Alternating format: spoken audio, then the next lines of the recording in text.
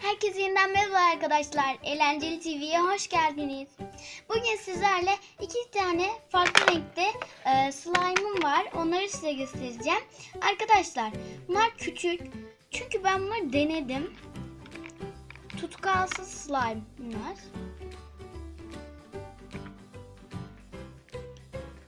Evet arkadaşlar, ben bunları tutkal yok bunların içinde.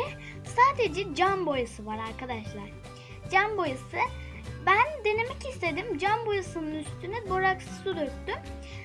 Ve bir baktım slime oluştu. Gerçekten çok güzel bir kıvamı var. İçine baktım ama tutkalımsı bir madde yoktu. Şu şekilde göstereyim. İki farklı renkte cam boya slime yaptım.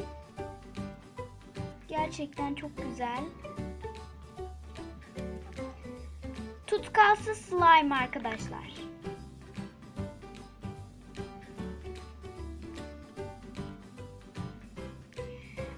Ben cam boyasını ödevim için almıştım. Sonradan okulun son haftalarına geldiğimizde kullanmamaya başladım. Ve böyle bir şey denedim. Ortaya slime çıktı. Çok güzel oldu gerçekten. Çok güzel kıvamları var ikisinin de.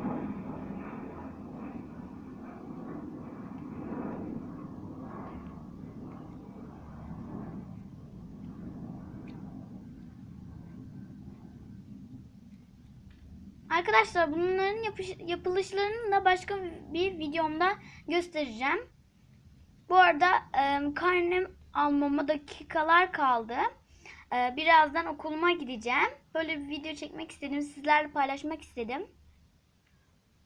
Herkesten iyi karneler bekliyorum.